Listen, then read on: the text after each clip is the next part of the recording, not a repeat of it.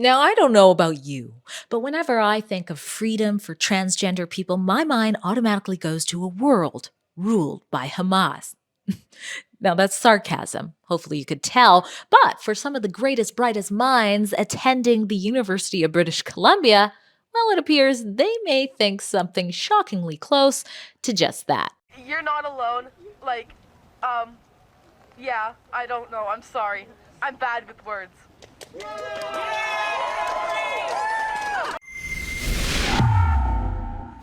Drea Humphrey here with Rebel News, and for a while now, I've been reporting on the madness that comes out of the trans movement. And disclaimer alert, although I shouldn't have to say it, I'm certainly not talking about just generally people who are LGBTQ+. I'm talking about the politically driven agenda that often brings forth nonsensical rhetoric like so. You're seeing a banner. It reads, "Trans liberation can't happen without Palestinian liberation." And it was hoisted at the top of the Student Nest building on Vancouver's UBC campus. Now, I don't know how many students put it up. Surely this would take more than one to do so. And I also don't know how long it was up. I have put in an inquiry out to the student union and the school and haven't heard back yet. But by the time I got to the university, it was already gone. I tried to talk to students passing by to get their feedback about it. None of them had seen the banner themselves. Some of them, English was their second language, so they didn't quite understand what I was talking about. And the ones that did, well, they weren't comfortable saying anything. But nevertheless, I need to have a peaceful rest tonight. So I needed to rant to you guys about this because the logic in that banner is missing, just like the apostrophe is in the word can't. So let's start with, what on earth does trans liberation even mean? At least in Canada. After all, that's where this campus is, right? Surely they can't actually believe that transgender people need to be liberated in this country. Are they not aware of the federal government designating the best months of the year, the entire summer, to Pride? It's called Pride season, according to our government. Or are they not aware that there's actually an additional day, the National Trans Visibility Day, in case, I don't know, you need a little bit more? So surely they're not talking about liberation in Canada. Let's assume, since we've established that transgender people are free in Canada, that they're talking about transgender people who maybe want to come out, that are Palestinian, living, I don't know, on the Gaza Strip, let's say, under the rule of Hamas. Well, then maybe there's a little bit of sense to be had in this banner, because maybe they're in favor of Hamas being destroyed like Israel's trying to do. Because after all, what would life be for transgender people on the Gaza Strip?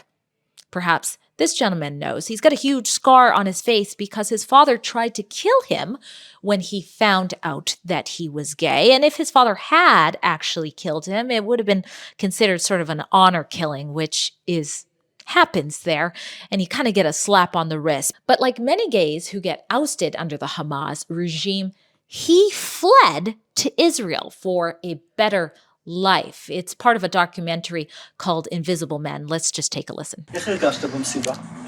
טוב. כן, הרגשתי טוב, באמת. שתדע לך, זה הורים שלהם, הם יודעים שהם רוקדים במסיבה הזאת, והם גיי, אז יש להם את המוות, באמת, הורגים אותם ממש. אז זה המסיבה, עושים את זה בחודש, כל חודש, בסוד. אף אחד לא יודע את זה. And what about the government? Would Hamas allow an openly gay or trans person to rule over people in Gaza along their side? After all, the Knesset has openly LGBTQ members in it, and we all know if you want to boogie down for Pride, the only place you can do so in the entire Middle East is, in fact, Tel Aviv. But we don't have to guess at what would happen, let's say, if a Hamas commander was ousted as gay. Look what happened in 2016 to Mahmoud Istawi. He was found guilty of moral turpitude. They said that he was a spy. He was in charge of the underground tunnels that store weapons to attack Israel, the same tunnels Israel's trying to destroy. And not only did they say he was a spy, they said they believed he was gay, sort of, to give the execution some moral acceptance, I would assume. So he was executed by his own people. So liberating, isn't it?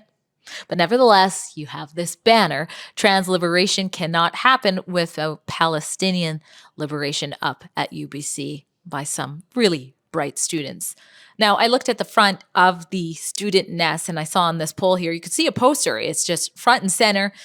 It says, "Stop the genocide, free Palestine." Nobody's done anything to it. You move slightly over to the right and you see what would have been, had it not been torn off, a poster of hostages still being held by Hamas terrorists. Now, these are kids, these are civilians, these are elderly people, disabled people. And yet you have people calling for a ceasefire before they're even returned. This is Carlin Banko's Twitter. I follow Carlin. I don't always agree with what she says, but I like the way she says it. This is her take on it. Liberation means abolish capitalism, and it applies in both cases. Trans liberation happens when you abolish capitalism because capitalism created the gender binary in the first place. Trans, in this case, probably means transform or transcend gender, not transition. Palestinian liberation happens when you decolonize, which means you remove the oppressive force of capitalism and return the property to the collective. That means you abolish capitalism. When you learn how to speak socialist, you see the method to the madness.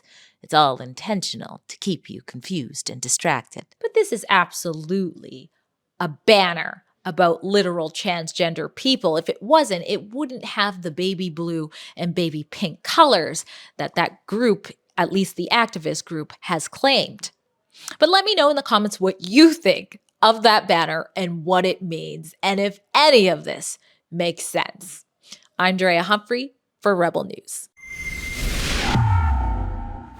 At Rebel News, we put our boots on the ground to bring you important reports, and that includes reports about the Israel-Hamas war. We have a special website called thetruthaboutthewar.com where you can learn more, and if you appreciate our coverage, you can chip in a few bucks to help us cover the expenses to bring you reports just like this.